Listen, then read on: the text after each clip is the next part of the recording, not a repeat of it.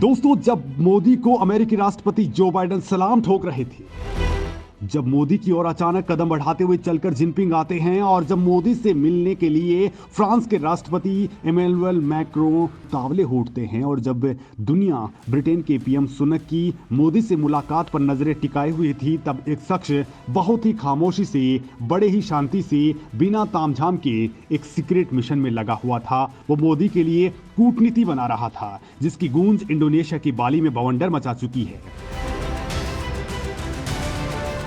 न केवल G20 बल्कि बाली से हजारों मील दूर यूएन में भी भारतीय कूटनीति इसी दौरान सुपरहिट रही है।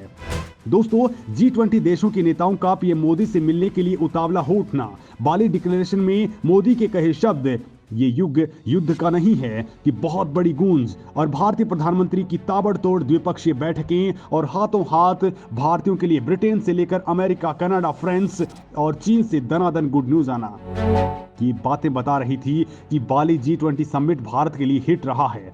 लेकिन इस मिशन में जो शख्स सीक्रेटली पूरे मिशन को हैंडल कर रहा था, उसकी चर्चा बहुत कम हुई है। तो आखिर वो शख्स कौन था? मोदी के पीछे साए की तरह और विदेश मंत्री जयशंकर के साथ पूरे तालमेल के साथ भारत का वो जेम्स बॉन्ड कौन था? दोस्तों, जो चीज चीनी राष्ट्रपति शी जिनपिंग और अमेरिकी राष्ट्रपति लाख कोशिशों के बाद भी नहीं कर पाए, तो दोस्तों आखिर भारत के जेम्स बॉन्ड यानी अजीत डोभाल ने वो पूरी की पूरी कुंडली कैसे जमा दी? कैसे वो इस पूरे के पूरे मैदान को ही मारने में कामयाब हो उठे? दोस्तों, इस वीडियो में मैं ये तमाम बातें आपको बताने वाला हूं कि आखिर ये सीक्रेट मिशन उन्होंने कैसे लॉन्च कर दिया और आखिर कैसे इंडोनेशिया में भारत को बड़ी कामयाबी मिली है।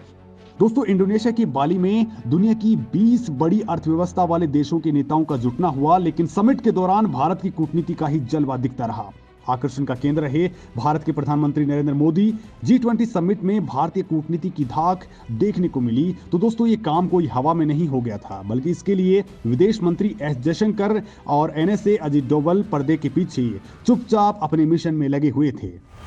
प्रधानमंत्री मोदी की ताबड़तोड़ द्विपक्षीय बैठकें जारी थी, कभी फ्रांस के राष्ट्रपति से, तो कभी सिंगापुर के साथ, कभी जर्मन चांसलर के साथ, तो कभी ऑस्ट्रेलिया के पीएम के साथ, तो कभी इटली के प्रधानमंत्री के साथ, तो कभी किसी और अंतर्राष्ट्रीय संस्था के प्रमुख के साथ। दोस्तों, पीएम मोदी लगातार द्विपक्षीय बैठकों में मशगूल रहे। खास बात यह रही कि ब्रिटेन के प्रधानमंत्री ऋषि सुनक और चीनी राष्ट्रपति शी जिनपिंग के साथ भी पीएम मोदी की मुलाकात हो गई, जो भारत की बढ़ती धाक और भारतीय कूटनीति के कौशल का ही नतीजा थी।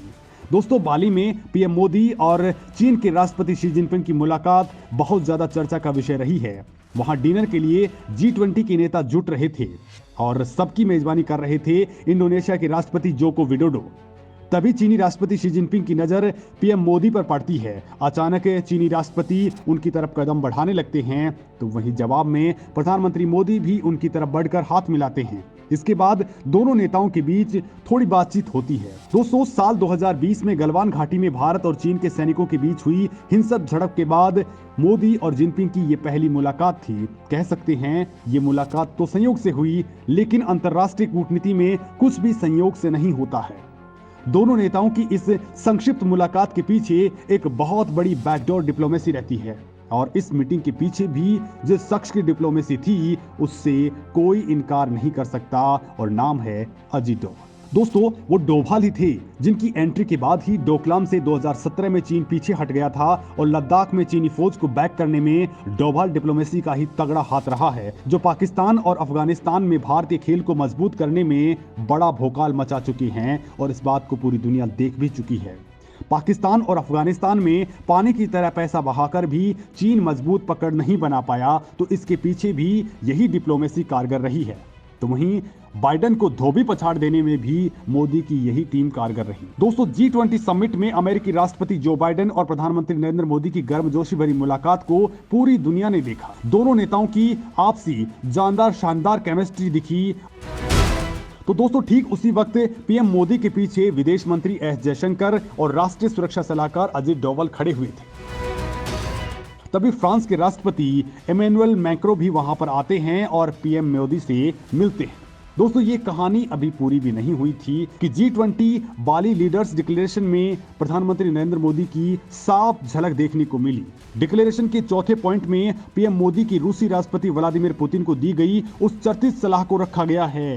ये युद्ध का दौर नहीं है। दोस्तों डिक्लेरेशन में ये कहा गया कि संघर्षों का शांतिपूर्ण समाधान, संकट को हल करने की कोशिशों के साथ साथ कूटनीति और बातचीत बेहद महत्वपूर्ण है। आज का युग युद्ध का तो कभी नहीं हो सकता। और जाहिर है मोदी के लिए होमवर्क किसने किया था, आप खुद भी समझ गए होंगे। दोस्तों आपको क्या लगता है कि डोभाल ने कुछ और भी तगड़ी रणनीति अपनाई होगी? मुझे कमेंट लिख करके जरूर बताएं।